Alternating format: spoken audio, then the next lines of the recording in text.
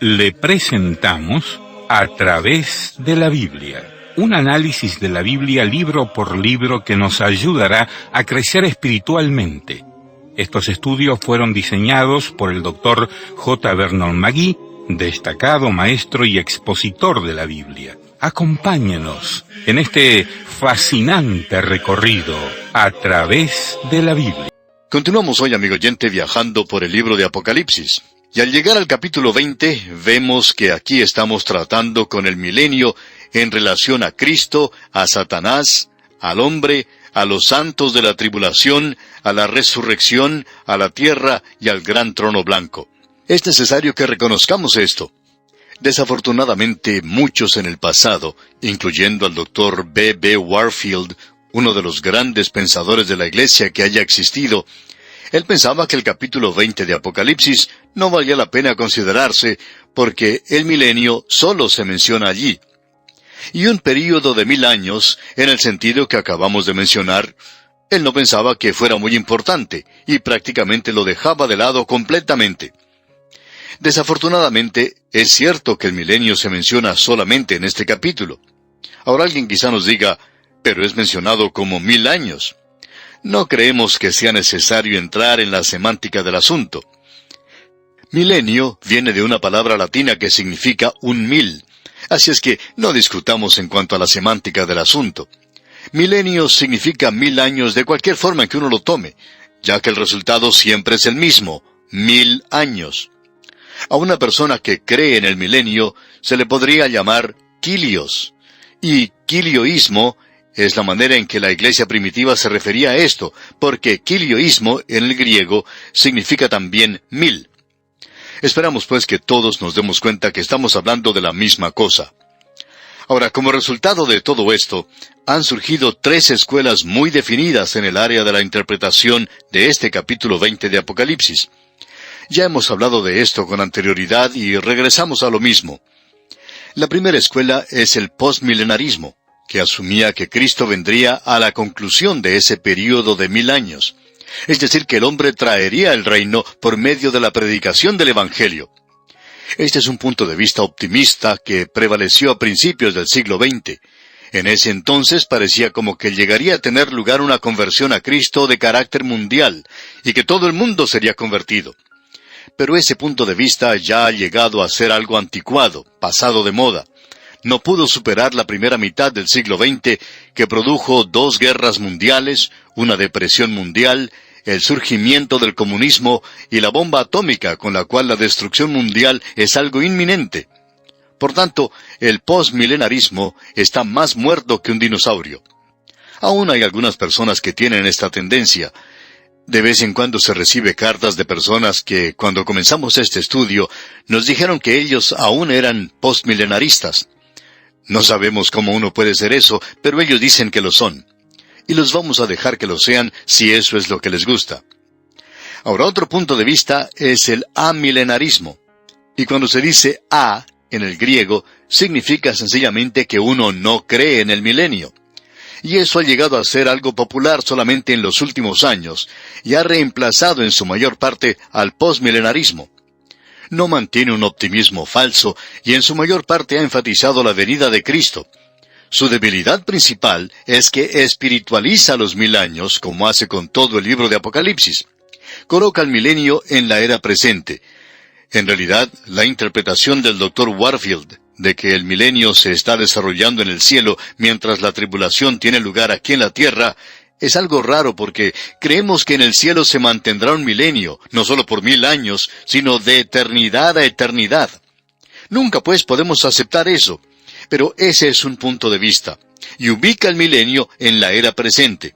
Y allí es donde se encuentran la mayoría de los amilenaristas, y todos los sucesos mencionados en Apocalipsis son ubicados en la historia, así como son colocados los pedazos en una colcha hecha con retazos de distintos colores y tamaños.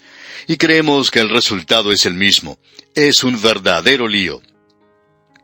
Ahora, el premilenarismo, por el contrario, toma el capítulo 20 de Apocalipsis a pie juntillas, como hace con todo el libro de Apocalipsis, aplicando una interpretación literal, a no ser que el contexto instruya de otra manera. Tuvimos un ejemplo de esto en el capítulo 19, donde dice que cuando el Señor viene, lo hará con una espada que sale de su boca. Y se nos ha hecho la pregunta si allí se habla de una espada literal que sale de su boca. Y creemos que la Escritura presenta esto claramente, que se refiere a la palabra de Dios, la cual es la espada. El apóstol Pablo dice que debemos tomar la palabra de Dios, la cual es la espada del Espíritu. Ahora, con esa clase de instrucción, no vemos cómo podemos entender mal lo que él está diciendo. Es necesario tener una razón bíblica para la interpretación, y no creemos que uno pueda espiritualizar esto de ninguna manera. Y por supuesto, esa es la costumbre del día de hoy, ese es el método popular. Ahora debemos decir lo que creemos que es obvio. Somos premilenaristas y también que somos pretribulacionistas. La razón que tenemos para decir esto es que eso es lo que enseña el apóstol Juan aquí. Si usted no está de acuerdo con nosotros, todavía podemos continuar siendo amigos. Y si a usted le gusta estar equivocado, pues es cosa suya y no nuestra. No nos enojemos entonces ni perdamos tiempo en discusiones. Es suficiente con establecer nuestra posición. Bien, permítanos compartir algo que escribió el autor de estos estudios bíblicos, el Dr. J. Vernon McGee, hace tiempo, y que opinamos es muy importante. En primer lugar, decía que no puede haber un milenio hasta cuando Satanás se ha quitado de la escena terrenal, y creemos que eso es obvio. Uno no puede tener un estado ideal si Satanás anda suelto. En segundo lugar, la maldición del pecado debe ser quitada de la tierra física antes de que pueda establecerse el milenio. El desierto florecerá como una rosa. A nadie le gusta vivir en el desierto en el presente porque no está floreciendo como una rosa. En tercer lugar, la resurrección de los santos del Antiguo Testamento tiene que tener lugar al principio de los 1000 años. Daniel presentó esto de una manera muy clara ya en el capítulo 12 de su libro. Tiene lugar después de la tribulación. Amigo oyente, ellos no son resucitados antes de la gran tribulación. Ellos tendrían que estar por allí esperando el milenio. Así es que no hay necesidad para que ellos hagan eso, y el Señor no los va a resucitar hasta que concluya el período de la gran tribulación. Allá en ese capítulo 12 de Daniel, versículos 1 y 2 leemos: «En aquel tiempo se levantará Miguel, el gran príncipe que está de parte de los hijos de tu pueblo, y será tiempo de angustia, cual nunca fue desde que hubo gente hasta entonces. Pero en aquel tiempo será libertado tu pueblo, todos los que se hallen escritos en el libro. Y muchos de los que duermen en el polvo de la tierra serán despertados, unos para vida eterna, y otros para vergüenza y confusión perpetua». Ahora aquí estamos hablando de Israel. Así es que tenemos aquí el período de la gran tribulación y la resurrección de los santos del Antiguo Testamento. También tenemos la resurrección de los santos de la tribulación. Ya veremos esto más adelante. En realidad, solo es Cristo quien puede hacer resucitar a los muertos, así es que Él debe venir para este propósito. En cuarto lugar, los santos de la tribulación están incluidos en la resurrección de los santos del Antiguo Testamento. Ya llegaremos a ver esto también. Y ellos reinan con Cristo durante el milenio. Finalmente, el milenio es la prueba final del hombre bajo condiciones ideales. Y esta es la respuesta a aquellos que dicen que no hay nada malo en el hombre, que las circunstancias y las condiciones no puedan cambiar. El hombre es un pecador incurable, incorregible, y aún así, al fin del milenio, se encuentra aún en rebelión contra Dios. Y la rebelión en el corazón humano, en la naturaleza depravada del hombre, es imposible de llegar a comprender de parte de cualquier hombre hoy. Usted y yo no nos damos cuenta de lo terribles que somos como pecadores, amigo oyente. Si usted y yo nos pudiéramos ver a nosotros mismos como Dios nos ve, no podríamos soportarnos a nosotros mismos. Creemos que somos bastante buenos, ¿verdad? Y que somos gente bastante buena, por cierto. El milenio es la prueba final de la humanidad antes del comienzo del estado divino. El milenio es la respuesta de Dios a la oración, «Venga tu reino». Cuando usted se refiere al así llamado Padre Nuestro, lo cual es una oración que el Señor nunca hizo por sí mismo, porque dice allí, «Perdónanos nuestras deudas». Él nunca tuvo necesidad de hacer esa clase de oración, de eso estamos seguros. Pero cuando esta oración dice, «Venga tu reino», «Hágase tu voluntad como en el cielo, así también en la tierra», Este reino del cual se está hablando es aquel que se establecerá en la tierra y es llamado el milenio. Ese es el reino que le fue prometido a David. Dios juró en cuanto a su establecimiento. Y hay muchas escrituras que hacen referencia a esto, pero no las vamos a mencionar ahora. Este es pues el reino que fue profetizado en los Salmos y en los libros de los profetas. Todos los profetas hablaron de este reino, y ninguno de ellos dejó de hacerlo, tanto los profetas mayores como los menores. Estas son unas pocas de las muchas escrituras que podríamos presentar. En realidad, el reino teocrático era el tema de todos los profetas del Antiguo Testamento. Este es el reino teocrático que viene sobre esta tierra. Bien, veamos ahora qué es lo que nos dice este texto del capítulo 20 de Apocalipsis, y vamos a leer los primeros 3 versículos. Vi a un ángel que descendía del cielo con la llave del abismo y una gran cadena en la mano, y prendió al dragón, la serpiente antigua, que es el diablo y Satanás, y lo ató por 1000 años, y lo arrojó al abismo y lo encerró, y puso su sello sobre él, para que no engañase más a las naciones hasta que fuesen cumplidos 1000 años. Y después de esto debe ser desatado por un poco de tiempo. Usted habrá notado que aquí se menciona 2 veces la expresión 1000 años en estos 3 primeros versículos. Se menciona 6 veces en este capítulo 20. Y hay quienes les gusta decir, bueno, después de todo, el milenio solo se menciona en un capítulo. Sí, pero Dios lo menciona 6 veces. ¿Cuántas veces tienen que mencionarlo Él para que sea cierto? Él lo menciona aquí más de lo que menciona algunas de las otras cosas que la gente enfatiza y piensan que son de importancia porque se mencionan 1 o 2 veces en las Escrituras. Y aquí tenemos esta expresión mencionada 6 veces. Así es como se menciona los 1000 años, y siempre en esta relación. Aquí lo tenemos en relación al diablo y Satanás, y esperamos que no nos entienda mal, amigo oyente, en cuanto a quién es Él. Él es arrojado al abismo, y de esto ya hablamos anteriormente. Ahora hay algunos expositores bíblicos que separan esta sección del milenio, es decir, que lo están clasificando como la escena final del día de la ira. Este punto de vista le quita impacto a la aguda distinción que existirá en la tierra cuando sea quitado Satanás, la diferencia que esto hará. Él se encuentra encarcelado y ausente de la tierra, y eso cambia las condiciones de las tinieblas a la luz. Él es el Dios de esta edad, el príncipe de la potestad del aire, y su poder e influencia en el mundo es enorme. Es más allá de lo que puedan analizar las grandes computadoras. Su salida, pues, abre el camino al milenio. Si Él está suelto, entonces no puede haber un milenio. Así es que, amigo oyente, si nosotros vemos el milenio con relación a Satanás, Él tiene que ser quitado de la escena terrenal. Los hombres hablan hoy de traer paz a la tierra, y en cuanto a producir prosperidad y cosas por el estilo. Y esto finalmente será encabezado por el anticristo, y él no será capaz de lograr esto, aunque por un corto periodo de tiempo parezca que lo va a hacer. Pero amigo oyente, mientras Satanás esté suelto en el mundo, uno no puede tener una utopía. No se puede tener aquí una situación ideal con Satanás suelto. Aquí es reducido el poder de Satanás, ya que un ángel ordinario, común, se convierte en su carcelero y lo lleva cautivo. Ahora notemos que él es colocado en el abismo. Este no es el lago de fuego, esto lo veremos más adelante.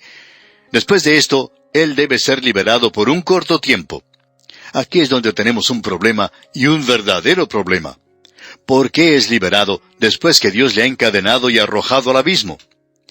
Bueno, el doctor Lewis Perry Chafer ha dado una respuesta cuando se le preguntó por qué Dios había soltado a Satanás después de haberle tenido cautivo.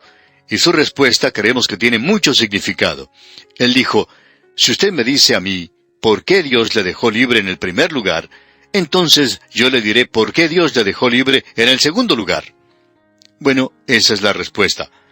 ¿Por qué le dejó Dios libre?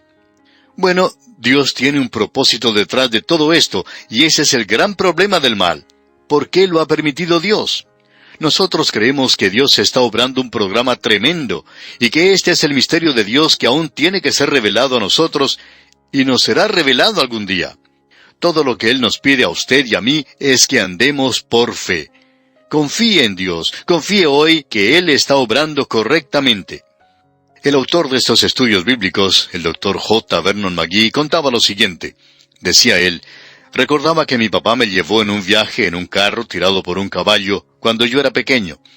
De pronto se desató una tormenta y yo tenía mucho miedo. Soplaba el viento y era una verdadera tormenta y nos estábamos mojando. Y decía el doctor McGee, nunca me olvidaré de que mi papá puso su brazo alrededor mío y me dijo, «Hijo, puedes confiar en mí». Y así lo hice. Me acerqué a mi papá, decía él, y confié en él. Y salimos de esa tormenta. Ahora, decía él, mi padre terrenal se ha ido. Murió cuando yo tenía solo 14 años. Y no he tenido un padre terrenal por mucho tiempo, pero he tenido un Padre celestial por muchos años. Y así es que, a través de las tormentas de esta vida y con todos los problemas que se han presentado, he tenido en quien confiar. Pero amigo oyente, no tenemos la respuesta para darle a usted en cuanto a esto, aunque nos gustaría tenerla. Hace tiempo se publicó un libro que trataba del problema del mal, y cuando uno termina la lectura de este libro, aún existe el problema del mal. Ese libro no lo soluciona. Y el autor de este libro utilizó unas 200 páginas para decir lo que nosotros vamos a decir en una sola frase. No sabemos la respuesta al problema del mal. Y él tampoco la sabía, pero tendremos la respuesta algún día si andamos por fe. Ahora, Dios encarceló a Satanás por 1000 años. No hubiera podido tener un milenio sin haber hecho eso. Y luego tenemos aquí que los santos de la tribulación reinan con Cristo por 1000 años.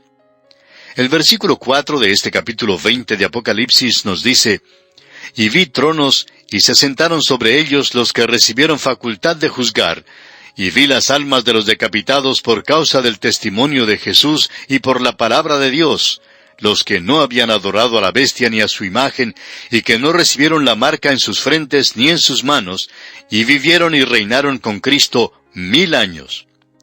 Estos santos de la tribulación fueron resucitados.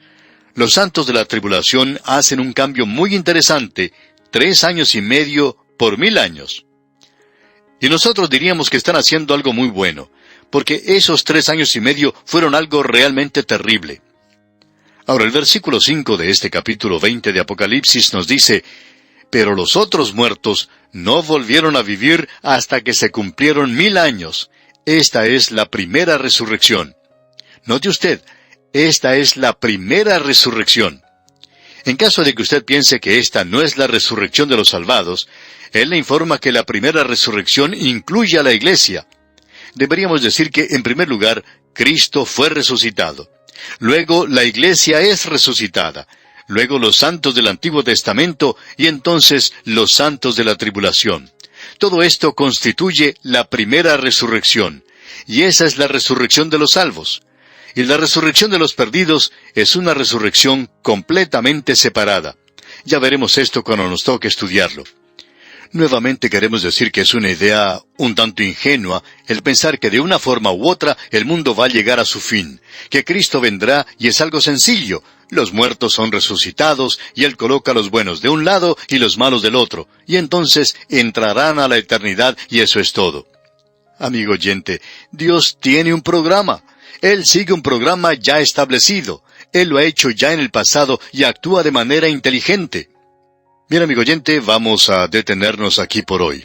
Vamos a tener que esperar, Dios mediante, hasta nuestro próximo programa para entrar en esto, y vemos que estamos en una sección de las Escrituras muy importante. Que Dios le bendiga es nuestra más ferviente oración. Continuamos hoy, amigo oyente, nuestro viaje por el libro de Apocalipsis. Estamos en el capítulo 20 de este libro y nuevamente leemos los versículos 4 al 6 porque en el programa anterior no tratamos con estos versículos en la forma en que debíamos. Esta es una sección muy importante y por eso queremos volver a leer estos versículos 4 al 6 del capítulo 20 de Apocalipsis que dicen, «Y vi tronos y se sentaron sobre ellos los que recibieron facultad de juzgar, y vi las almas de los decapitados por causa del testimonio de Jesús y por la palabra de Dios, los que no habían adorado a la bestia ni a su imagen, y que no recibieron la marca en sus frentes ni en sus manos, y vivieron y reinaron con Cristo 1000 años. Pero los otros muertos no volvieron a vivir hasta que se cumplieron 1000 años. Esta es la primera resurrección. Bienaventurado y santo el que tiene parte en la primera resurrección. La segunda muerte no tiene potestad sobre estos, sino que serán sacerdotes de Dios y de Cristo, y reinarán con Él 1000 años. Esta expresión de 1000 años es repetida muchas veces. Y aquí en los primeros 9 versículos de este capítulo 20 de Apocalipsis, esta expresión de 1000 años se repite 6 veces. Por tanto, debemos decir que la iglesia primitiva creía en lo que era conocido entonces como Quilias, y esa era la predicación de la iglesia primitiva. Aquellos que rechazaban esto eran considerados como en un estado de herejía, porque la iglesia primitiva creía en 1000 años literalmente, y quiloísmo significa eso. Más adelante se dijo que los 1000 años serían establecidos por la iglesia, que la iglesia produciría un mundo perfecto y que Jesús podría venir y encontrar todo funcionando de una manera bien ordenada. Pero eso no es lo que se nos presenta en esta sección. Él viene en juicio, y si todo estuviera en orden, entonces no habría ninguna necesidad de dominar la rebelión y juzgar y hacer guerra. Ahora alguien quizá nos pregunte, ¿no nos van a decir ustedes que hubo una época cuando los hombres en realidad pensaban y creían que la iglesia iba a formar un reino aquí en la tierra? Amigo oyente, no ha pasado mucho tiempo desde que se expresó algo como eso. En el año 1883, un comentarista llamado Justino A. Smith hizo la siguiente declaración. Pero por el otro lado dijo, ¿qué fuerza más tremenda es la cristiandad del día de hoy cuando se ha dicho todo? Se puede concebir que este auspicioso poder, que tan rápidamente se está apoderando de toda la tierra, puede ir a parar en esa imbecilidad que parecen predecir algunos milenaristas. Hasta aquí la cita. Amigo oyente, en el año 1883 se dijo esto, y la mayoría de nosotros que somos premilenaristas hoy, hubiéramos sido llamados un grupo de pesimistas. Nosotros estamos diciendo que el mundo va a empeorar, que habrá una apostasía en la iglesia. Bueno, ellos no creían eso.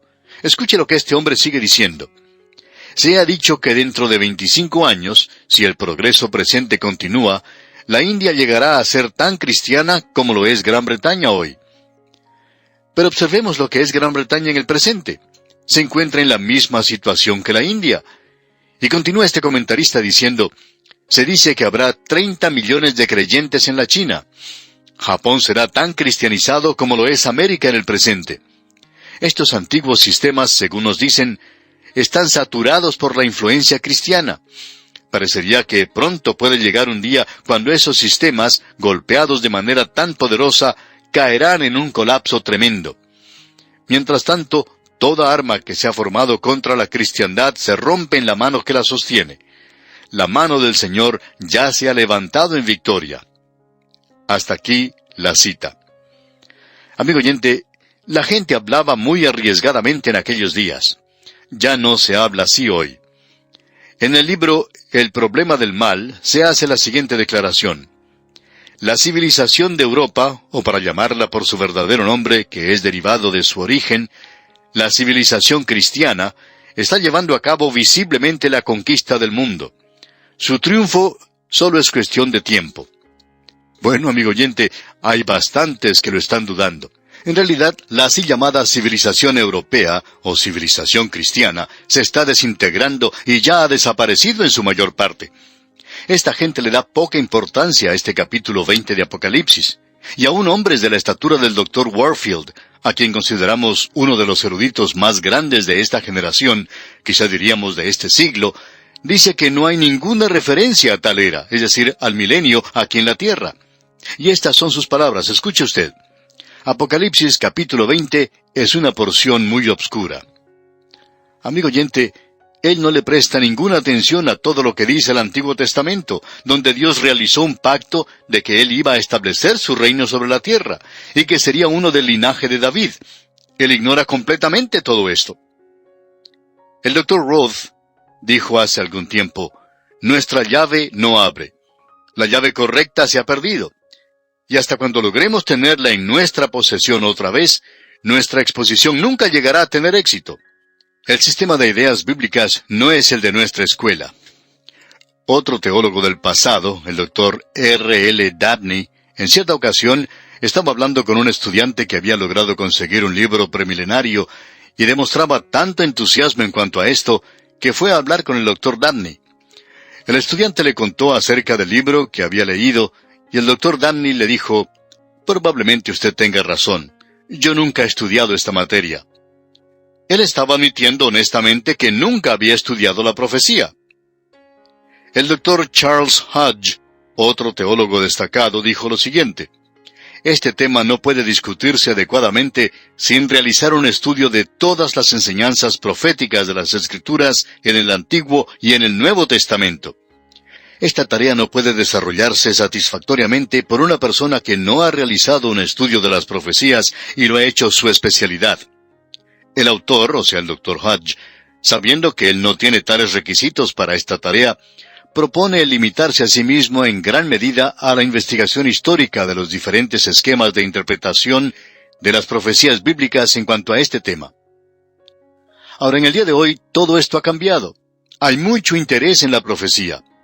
Pero nos gustaría ver a personas que sean tan honradas como el Dr. Hodge y decir, bueno, en realidad no he estudiado este tema como debería haberlo hecho. Desafortunadamente, muchos hombres están hablando sobre el tema de la profecía que no han estudiado en realidad el tema. Esta es una materia muy importante, es una materia vital. Amigo oyente, nosotros no decimos tener los requisitos especiales para esto. El autor de estos estudios bíblicos, el Dr. J. Vernon McGee, decía que él lo había estudiado por 40 años y que le había prestado bastante atención. En cierta ocasión se le preguntó a él, cuando era pastor de una iglesia, ¿por qué hablaba tanto de la profecía?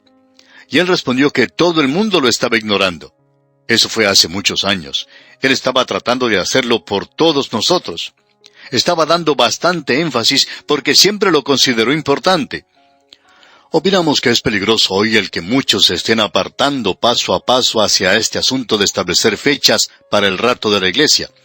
No creemos que uno pueda hacer eso. Creemos que esa es una fecha que no se le puede fijar ningún término absoluto. Puede ser el día de mañana, como bien puede no serlo. Así es que aquí necesitamos reconocer que nos encontramos en un período donde no se nos han dado fechas. Pero sí estamos viendo la preparación del escenario. No sabemos qué es lo que piensa hacer Dios en el futuro, pero sabemos que Él tiene las cosas en posición. Podemos decir nuevamente lo que dijo el Dr. Bill Anderson. Quisiéramos, por cierto, que el Señor viniera ahora, que tiene todas las cosas en posición, porque no nos gustaría que Él tuviera que pasar por todo ese trabajo para ponerlo todo en posición otra vez. Bueno, no creemos que haga eso. Vamos pues a leer ahora esta sección, porque este asunto que ya existía en la iglesia primitiva, el quiloísmo, es milenarismo, ya sea pre, o post, o amilenarismo.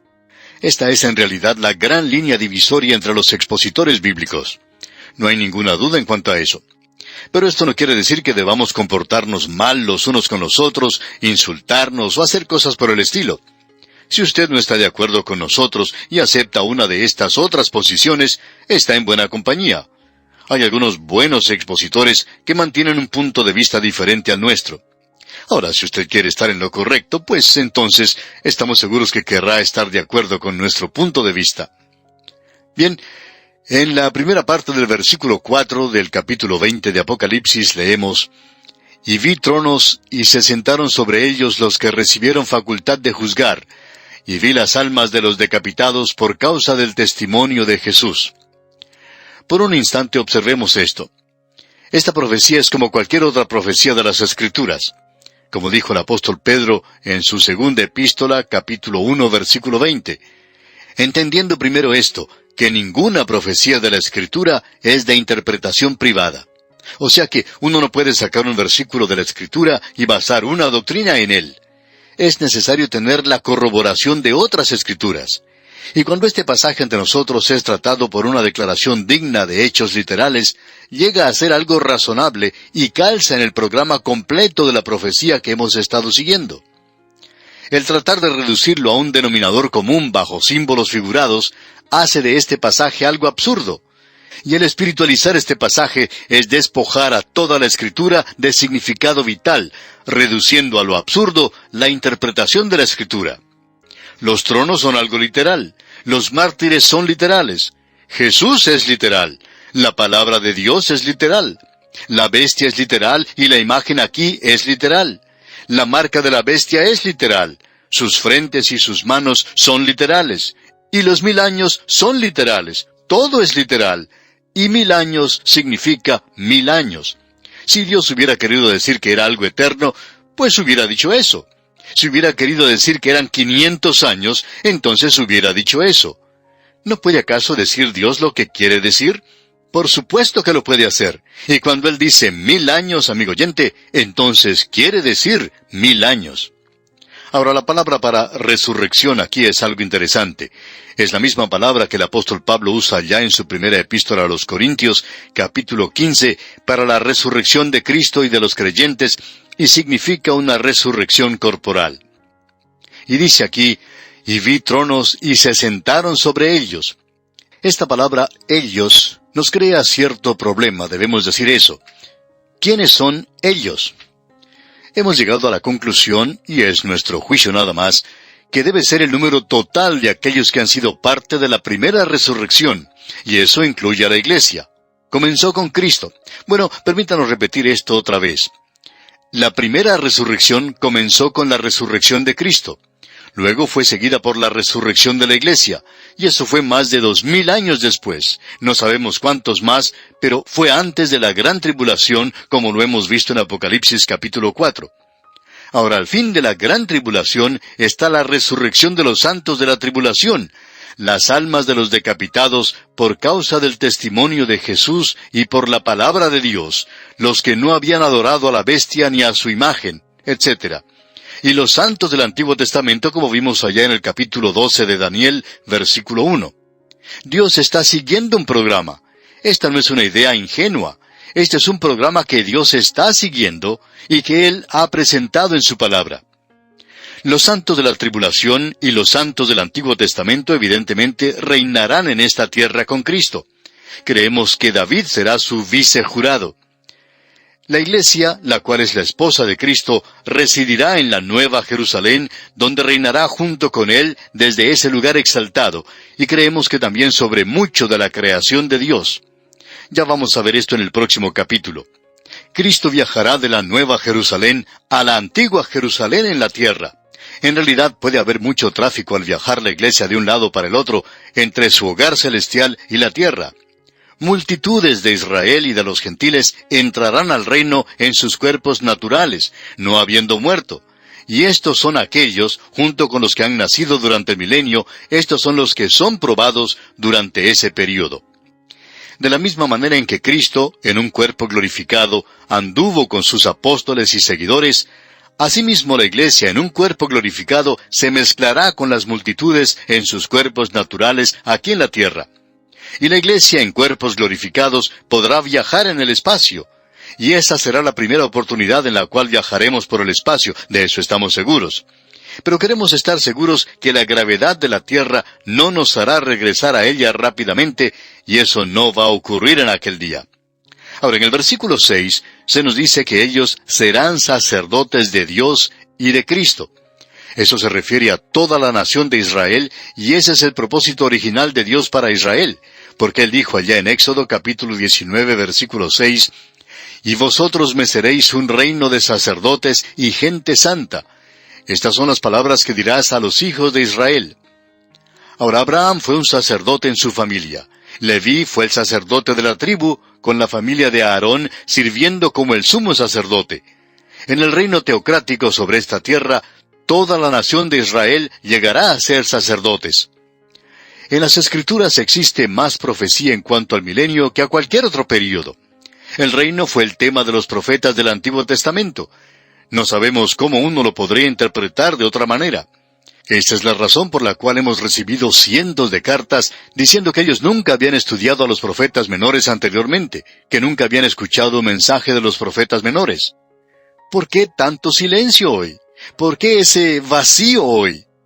Bueno, porque alguien se está olvidando del milenio, de que va a ser establecido en esta tierra, porque todos ellos miran hacia el reino que viene sobre la tierra. Y aquí lo tenemos. Leamos ahora los versículos 7 al 9 de este capítulo 20 de Apocalipsis.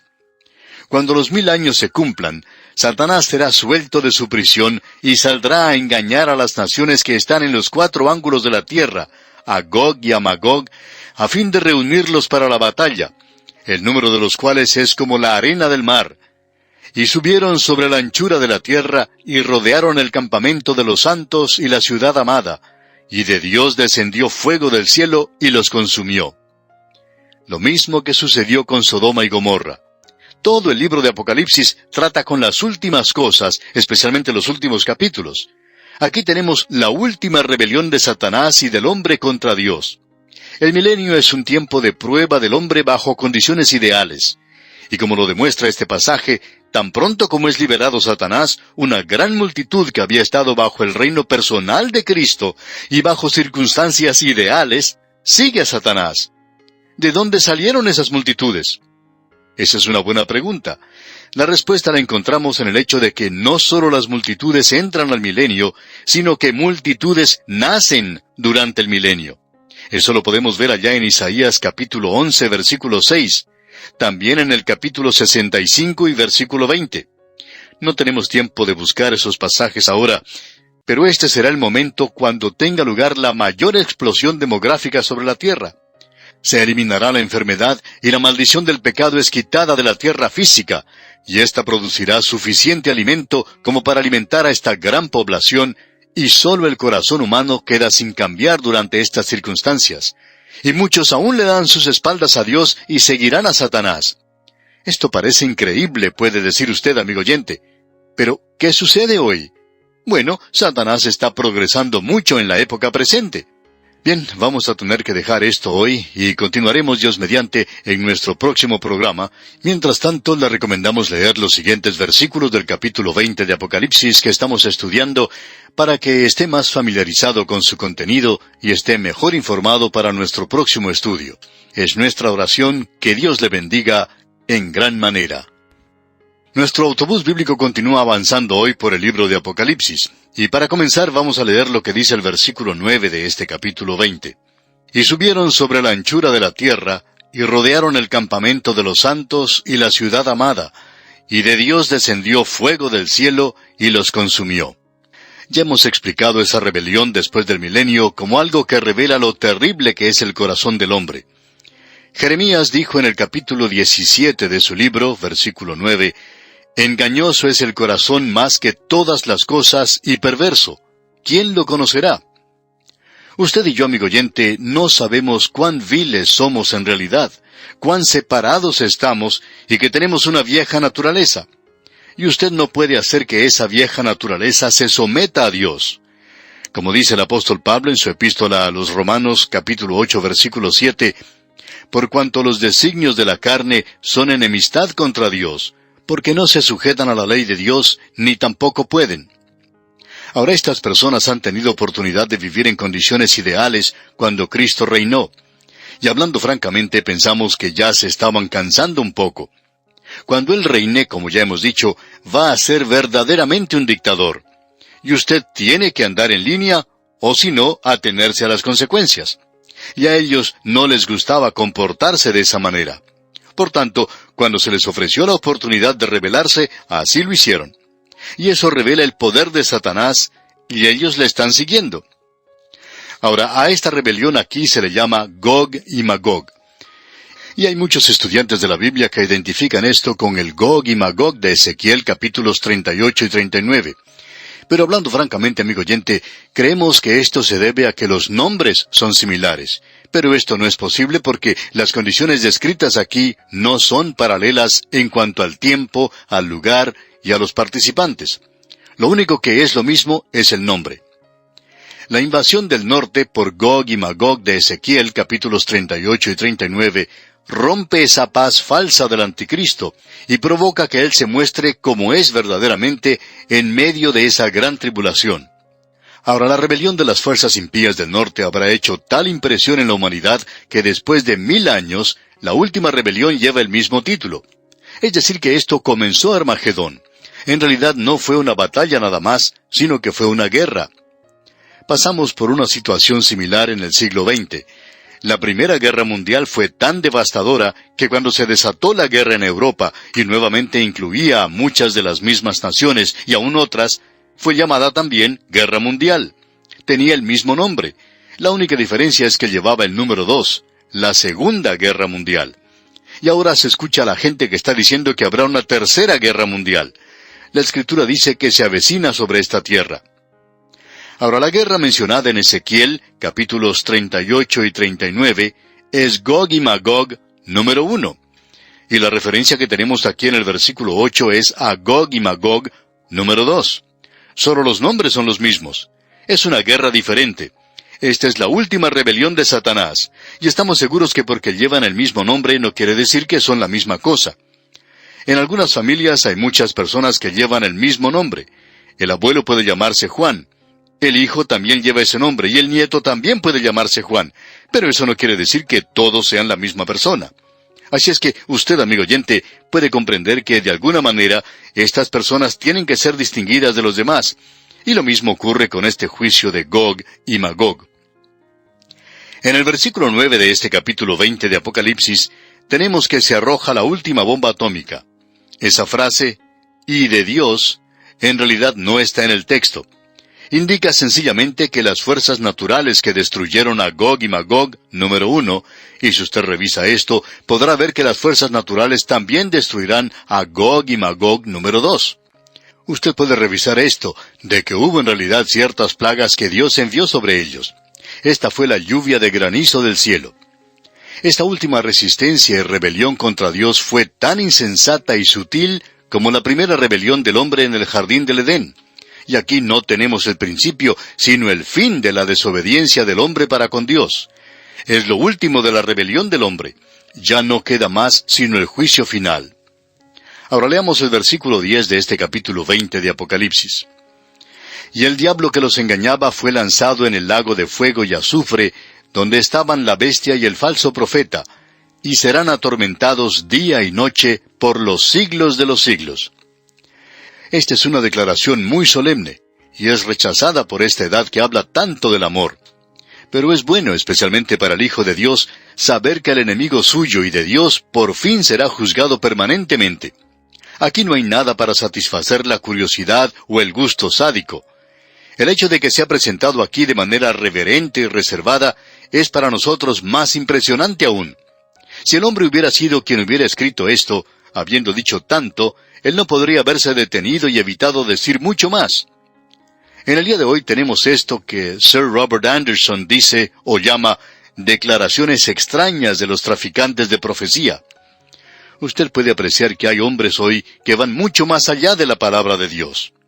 La palabra de Dios muestra mucha reserva. Se dice muy poco en cuanto a este tema del infierno y también del cielo. Vamos a ver el cielo, Dios mediante, en nuestro próximo programa. Ahora aquí tenemos varias cosas que contradicen ideas o conceptos populares. En primer lugar, el diablo no está en el infierno en el día de hoy. Él es el príncipe de la potestad del aire. Él es quien hoy controla gran parte de este mundo en que vivimos.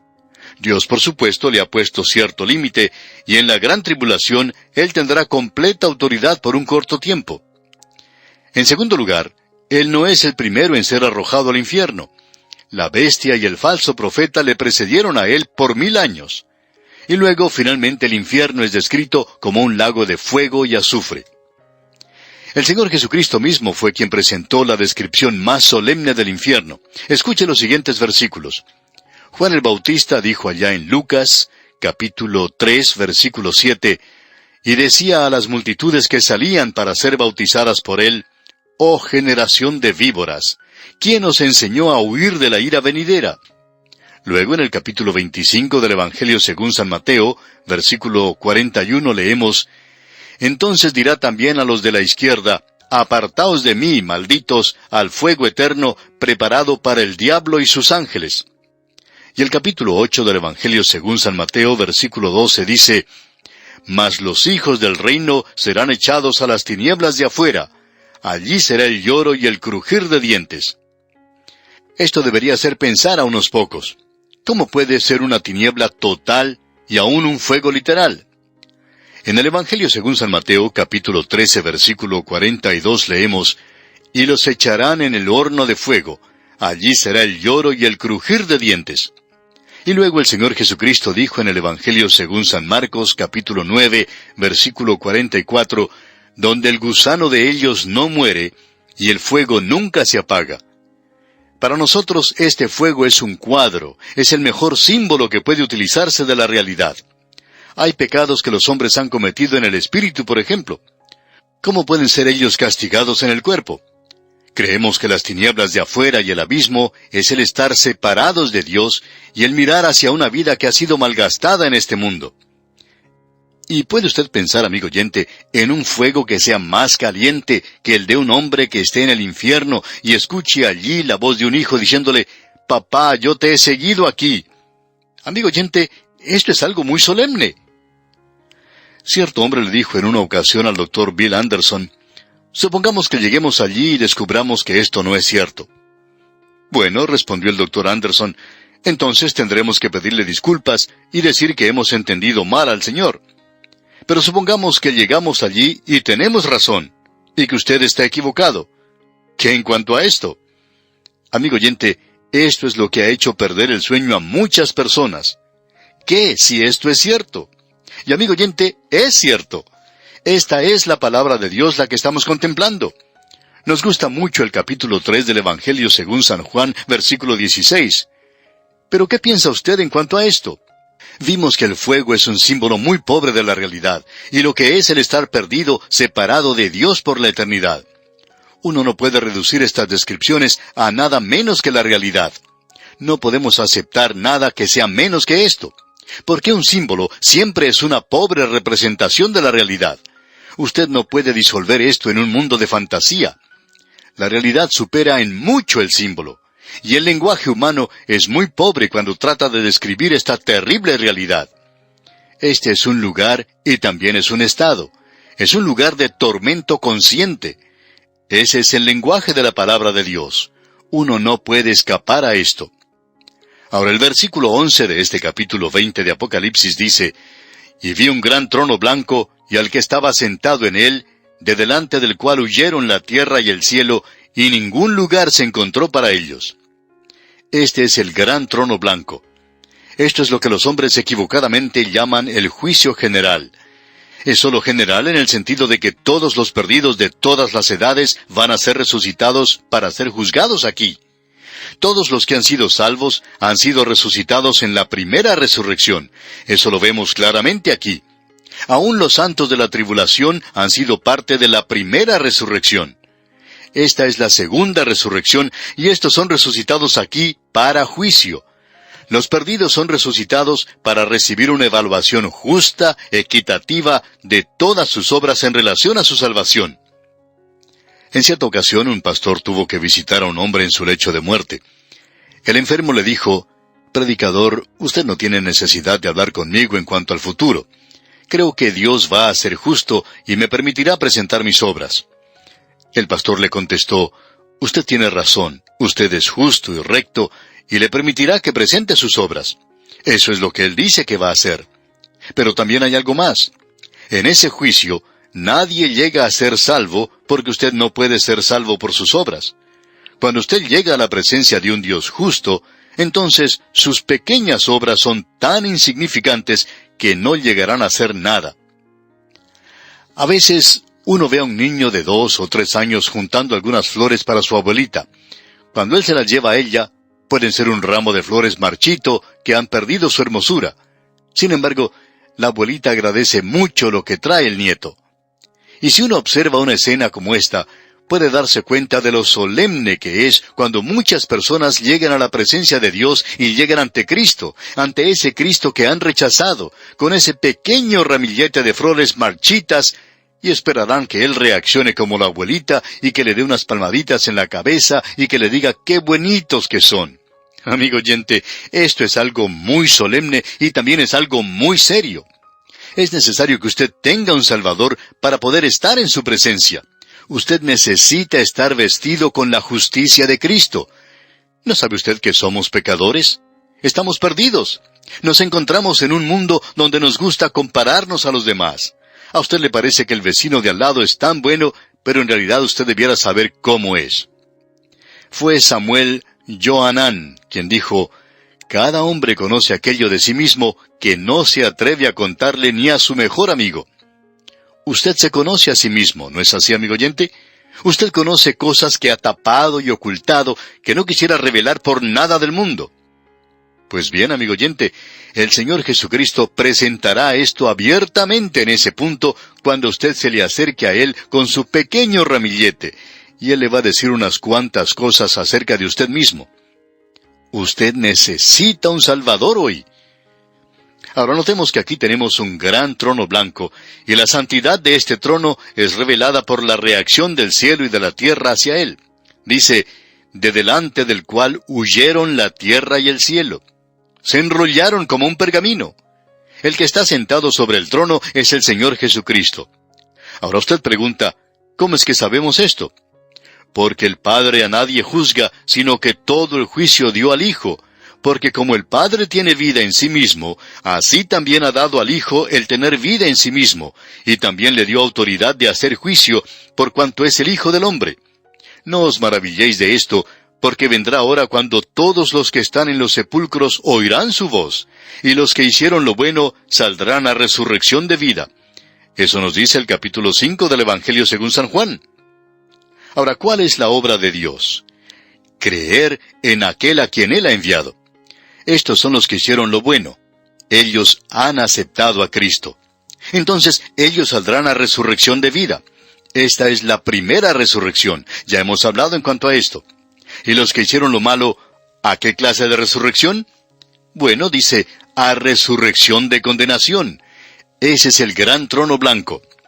Y el versículo 12 de este capítulo 20 de Apocalipsis comienza diciendo: «Y vi a los muertos, grandes y pequeños, de pie ante Dios, y los libros fueron abiertos». Por cierto, amigo oyente, que uno va a tener un juicio justo. Y continuamos la lectura. «Y los libros fueron abiertos, y otro libro fue abierto, el cual es el libro de la vida. Y fueron juzgados los muertos por las cosas que estaban escritas en los libros, según sus obras. Y el mar entregó los muertos que había en él, y la muerte y el Hades entregaron los muertos que había en ellos, y fueron juzgados cada uno según sus obras». Amigo oyente, su vida está en una cinta grabada, y Él tiene esa cinta. Y cuando Él la haga girar, usted va a poder escucharla, y no va a ser algo muy lindo de escuchar tampoco.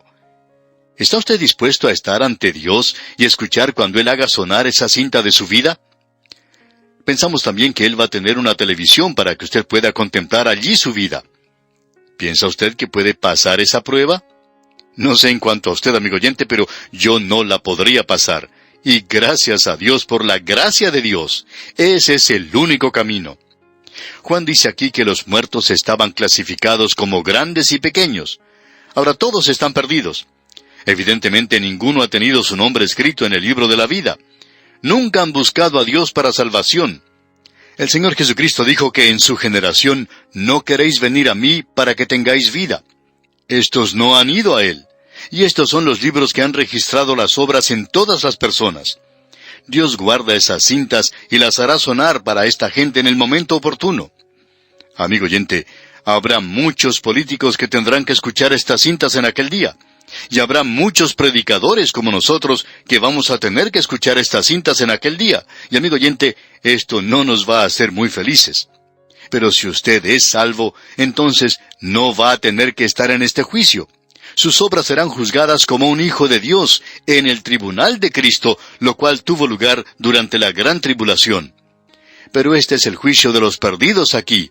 El Señor Jesucristo había dicho: «Y no queréis venir a mí para que tengáis vida». Y estos no habían ido a Él. Y hay multitudes que quieren ser juzgadas según sus propias obras. Esta es su oportunidad.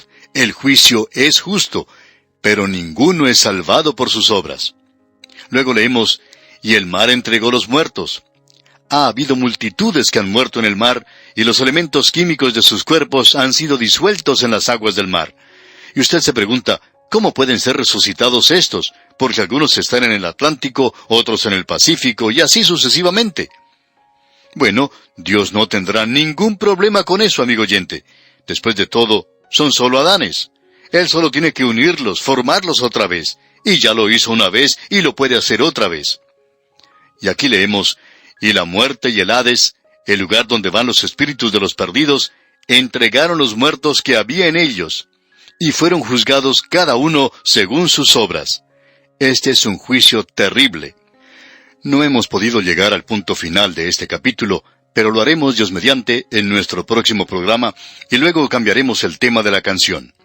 Vamos al cielo, amigo oyente, y veremos allí una escena gloriosa, la Nueva Jerusalén.